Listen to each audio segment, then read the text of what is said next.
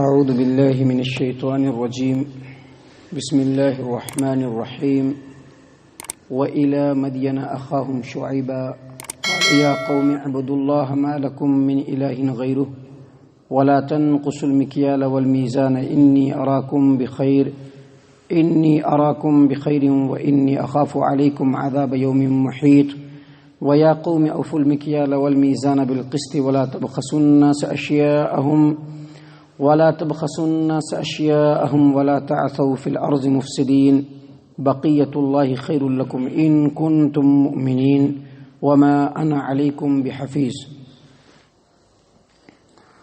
محترم سامعین کرام، یہ سورہ ہود ہے، سورہ ہود سورہ نمبر 11، اور اسی صورت سے ابھی آپ کے سامنے آیت نمبر 80 پر 4، 80 پر 5، 80 پر 6، 84، 85، 86 یہ 3 آیات تلاوت کی گئی ہیں۔ اس سے پہلے کہ جو آیتیں درس قرآن کی شکل میں آپ کے سامنے پیش کی گئی تھیں، ان آیتوں میں اللہ تبارک و تعالیٰ نے مختلف انبیاء علیہ السلام کے قوموں کے حالات اور ان کے تباہی و بربادی اور وہ قوم کیوں تباہ و برباد ہوئی اس کی وجہ کو بیان فرمایا ہے۔ سلسلہ ابھی آگے بڑھ رہا ہے، اور اب یہاں سے اللہ تبارک و تعالیٰ نے شعیب علیہ السلام اور ان کے قوم کا تذکرہ فرمایا ہے۔ یہاں سے ان کے قوم کے حالات، ان کی تباہی و بربادی کا ذکر اور کس جرم کی وجہ سے وہ لوگ تباہ و برباد ہوئے اس کا تذکرہ اللہ تبارک و تعالیٰ فرما رہے ہیں۔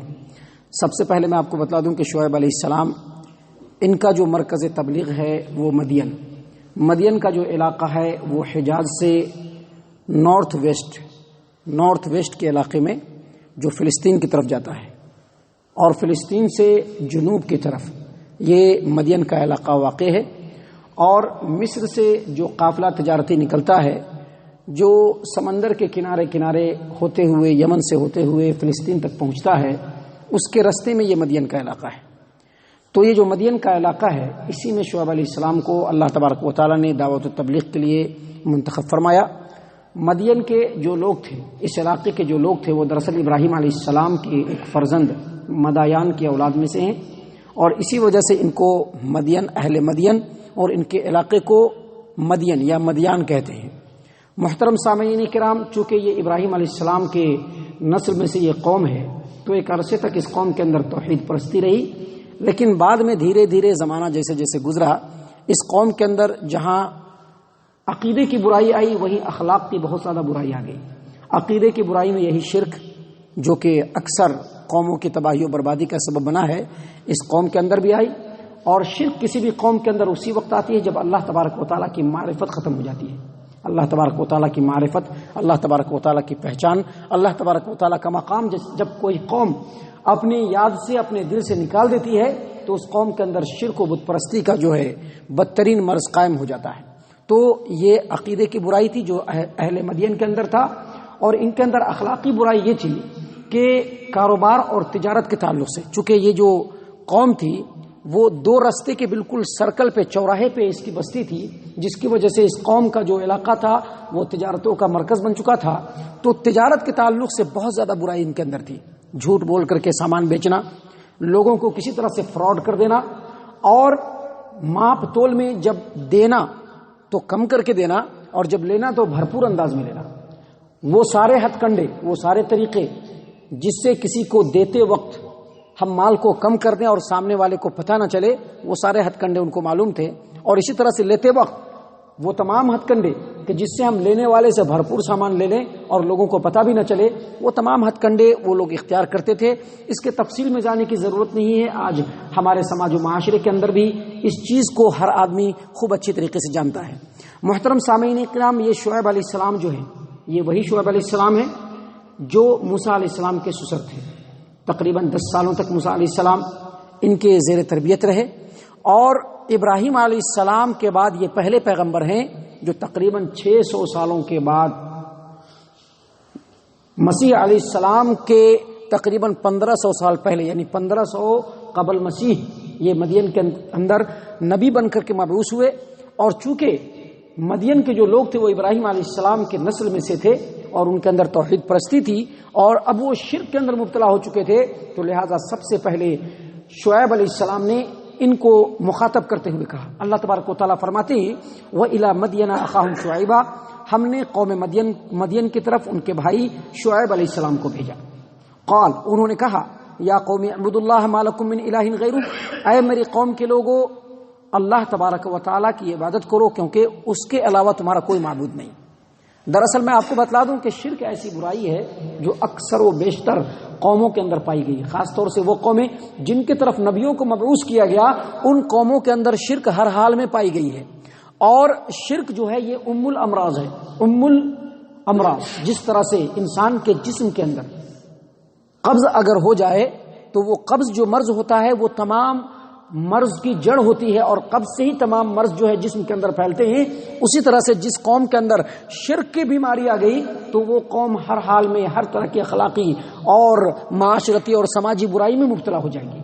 تو اسی لیے تمام انبیاء علیہ الصلوۃ والسلام نے جب اپنی دعوت کا آغاز کیا تو پہلا ٹارگٹ ان کا شرک تھا.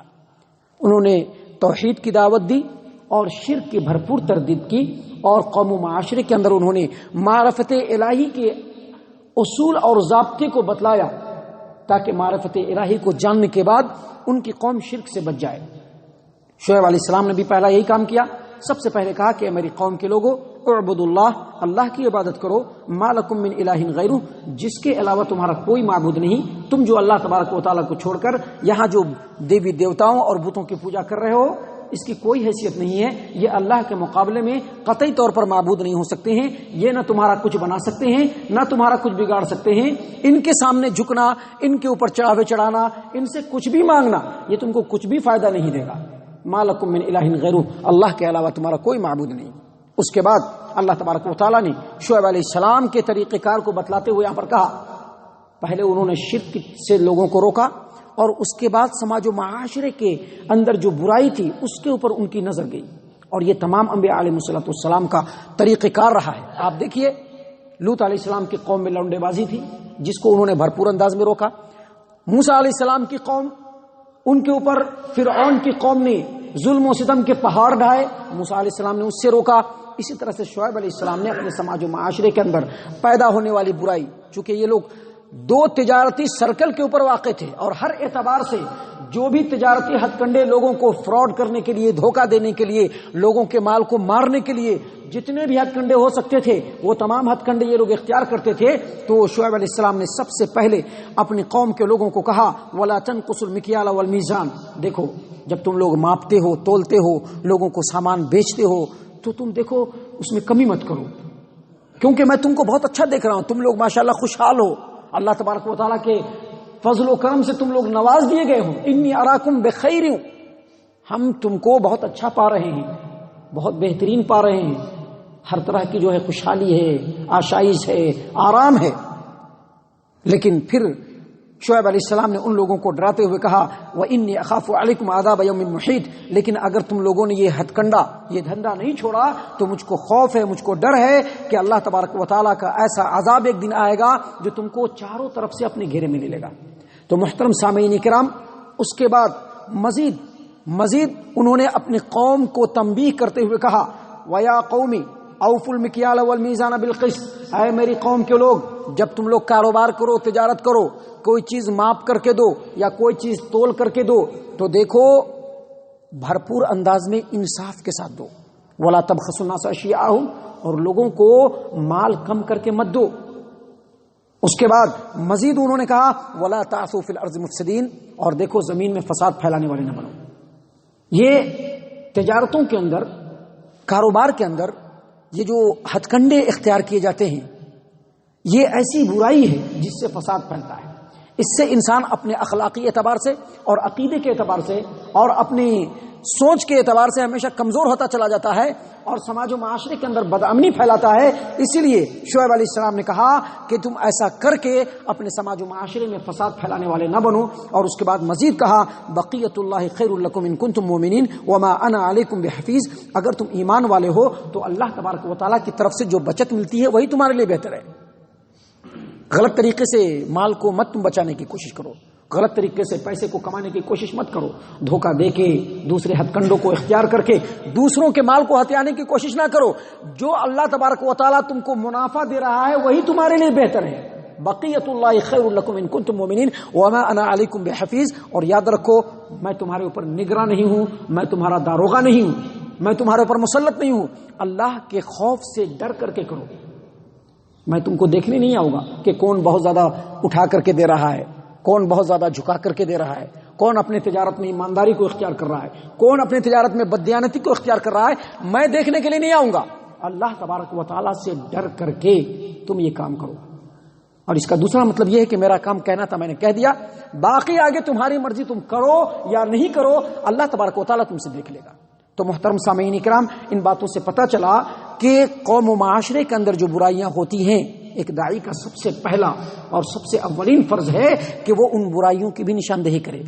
اور ان باتوں سے یہ بھی پتہ چلا کہ ایک مومن بندہ جب تنہائی میں ہو تب بھی اور لوگوں کے سامنے ہو تب بھی اس کو ہمیشہ اللہ تبارک و تعالیٰ کا خوف اور اللہ تبارک و تعالیٰ کا تقوی اختیار کرنا چاہیے، کیونکہ کوئی بھی کسی کے پیچھے نگراں نہیں ہے.